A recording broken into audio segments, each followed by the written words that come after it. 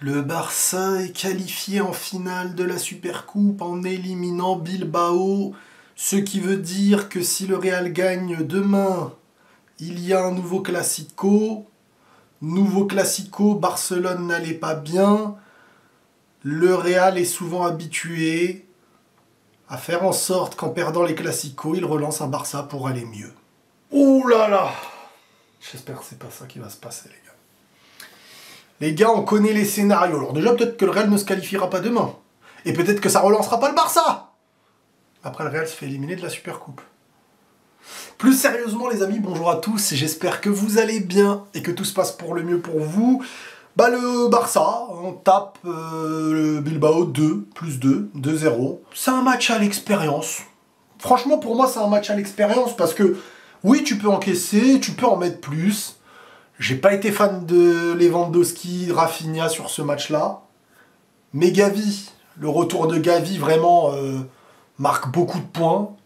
Pedri, je trouve que dans sa phase de football, qu'il y ait eu victoire ou pas, je trouve qu'il a été très très bon dans son jeu. Un artiste.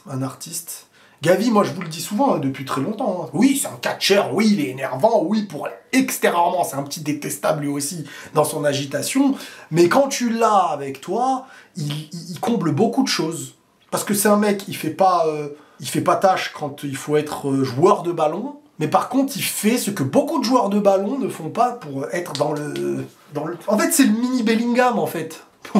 C'est un autre style et tout, on est d'accord. Mais c'est dans le sens où, pour le style Barcelone, c'est le mini Bellingham, tu vois. Genre, il sait charcuter son ballon, il sait se bagarrer, il sait récupérer, il sait jouer haut. Alors oui, c'est pas un grand buteur, même s'il est juste, il fait le geste juste, il ralentit sa course comme il faut, il marque, c'est un joueur, voilà, qui est quand même assez complet, hein, et que moi j'ai toujours trouvé bon. Moi, Gavi, je l'ai toujours trouvé bon.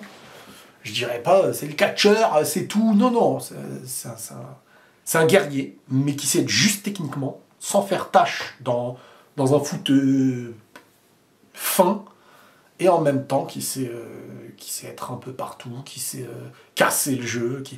Il est énervant comme joueur pour un adversaire. C'est bénéfique pour une équipe. Ensuite, il y a Pau Cubarsí. Les gars, Cubarsí, on en oublie son âge. Mais c'est vrai que Pau Cubarsí peut permettre à Araujo de partir, en vrai. Et faire de l'argent. Parce que Monsieur Laporta a réussi à inscrire Olmo et Pau Victor. Félicitations, les gars. Ah, ça mérite un nouveau mandat. Allez, Laporta, plus 10. Plus 10, allez. Non, j'ai vu comment il a célébré quand il a vu, il a pu les inscrire en mode...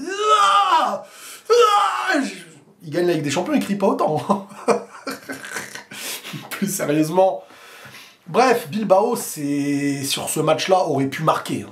2 buts hors jeu, des occasions, mais le Barça aurait pu en marquer d'autres. Et en menant 2-0 et en plus en marquant d'autres, Barcelone mérite malgré tout sa qualification. J'ai pas été hyper séduit par ce que le Barça a produit, mais c'est Bilbao en face, ils ont tapé le Real.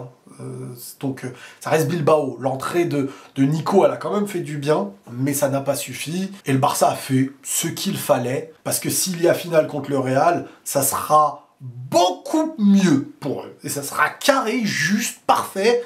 Ils savent que les moments difficiles, quand un Classico arrive, c'est le moment où tu as tout à renouer. Parce qu'en renouant dans la victoire, en battant le Real, tu te prouves de battre ce qu'il y a de mieux un peu. On connaît quoi, battre ton rival en Classico, t'as ton public, un coach gagne en confiance, tu gagnes en estime et en confiance pour le collectif, et tu repars sur des bases hyper solides. Le Real l'année dernière, c'est quand ils battent le Barça en championnat, à l'aller, que la saison est lancée. Et cette fois-ci, le Real perd. Il se fait taper 4-0 contre le Barça à domicile, chez toi, tu perds comme ça. Et le Barça, ça les a pas lancés. Et ça, c'est un problème pour vous. Ça, c'est un problème pour vous, les supporters du Barça, parce que j'ai presque envie de dire, c'est après le match du Real que vous avez commencé à faire les idiots. Non, plus sérieusement, j'ai pas 1 million de choses à dire sur un match comme celui-là. Yamal buteur aussi. Tiens, oui, Yamal, son retour qui fait du bien. sa capacité d'élimination. On sent quand même qu'il y a eu beaucoup il a besoin de temps encore, hein, parce que dans les frappes de loin et tout, il a besoin de réajuster la patte. Mais globalement, c'est un Barça qui a maîtrisé, qui gagne, qui était là pour gagner, qui n'était pas là pour... voilà, ça c'est des matchs de compète. Hein. Faut gagner, faut gagner. Allez, il n'y a pas besoin de... je sais pas quoi. Après, la stratégie défensive, mine de rien. Quand je regardais le match, j'avais l'impression qu'elle n'était pas aussi haute. J'avais l'impression qu'elle n'était pas aussi haute, mais en même temps, elle est toujours assez bien ajustée, ce qui fait que quand tu marques... Alors, sur le deuxième but, on aurait pu croire au début que c'est De Jong, en fait, qui met la balle, mais en fait, elle est contrée du pied par Iñaki, je crois, je suis pas sûr. Non, c'est Iñaki le buteur. Non, c'est son frère. Enfin, bref. Quoi qu'il en soit... le ballon est contré et l'autre était hors jeu, donc il y a bien hors jeu. Et sur le premier, le piqué devant le gardien, c'était limite. C'était limite, mais clairement hors jeu aussi. Et Chesney, tiens, Chesney, je crois que c'est son premier match avec le Barça, je suis pas sûr. Mais il fait son match.